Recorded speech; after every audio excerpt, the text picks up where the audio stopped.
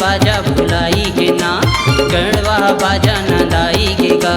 Band बाजा भुलाई के ना, आगे आगे रे संगी अब नवा जमाना, बिज्जू के डीजे मंगाई लेना। आगे आगे रे संगी अब नवा जमाना, राजेश के डीजे मंगाई लेना। गढ़वा बाजा नंदाई के गा, बैंड बाजा भुलाई के ना, गढ़वा बाजा नंदाई के गा। बैंड बाजा भुलाई के ना, आगे आगे रे संगी अब नवा जमाना, कान्हा के डीजे लगाई लेना। आगे आगे रे संगी अब नवा जमाना, धीवर के डीजे मंगाई लेना।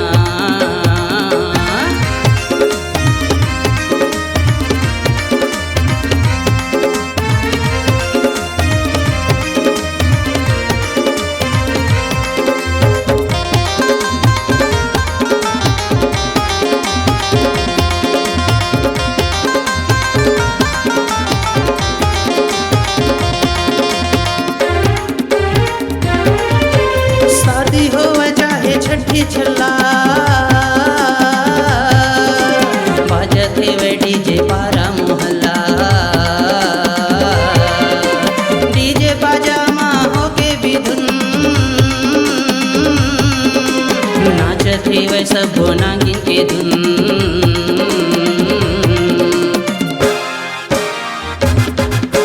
झोलटू के गाना लगाई दे रे, नर्मदा के गाना सुनाई देना। झोलटू के गाना लगाई दे रे, नर्मदा के गाना सुनाई देना। आगे आगे रे संगी अब नवा जमाना, महमाया डीजे लगाई लेना।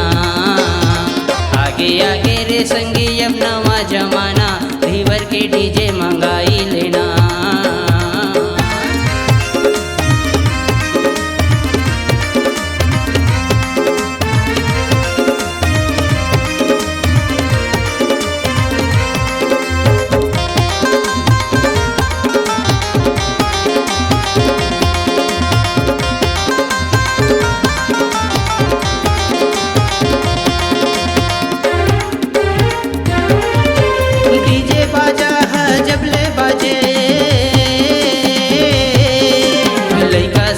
सब झुमके नाचे,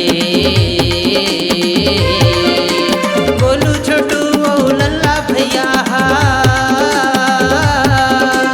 आने बाने के फरमाइश भेजे।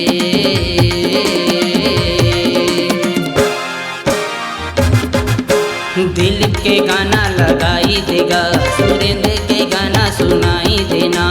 दिलीप के गाना लगाई देगा, सुरेंद्र के गाना सुनाई देना। आगे आगे रे संगी अब नवा जमाना, बिज्जू के डीजे लगाई लेना। आगे आगे रे संगी अब नवा जमाना, आरके के डीजे मंगाई लेना। गढ़वा बाजा नंदाई के गा, बैंड बाजा भुलाई के ना, गढ़वा बाजा नंदाई के गा। बैंड बाजा भुलाई के ना, आगे आगे रे संगी अब नवा जमाना, बिज्जू के डीजे मंगाई लेना। आगे आगे रे संगी अब नवा जमाना, राजेश के डीजे मंगाई लेना। आगे आगे रे संगी अब नवा जमाना, विजय के डीजे लगाई लेना। आगे आगे रे संगी अब नवा जमाना, राजा के डीजे मंगाई लेना।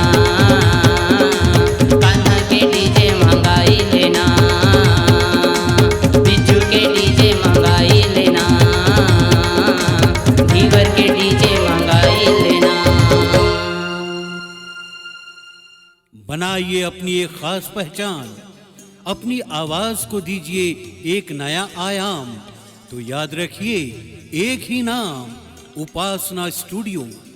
उपासना studio digital multitrack audio video recording, Bijju sound service Pali, जिला कोरबा, छत्तीसगढ़। Mobile number 9340823283।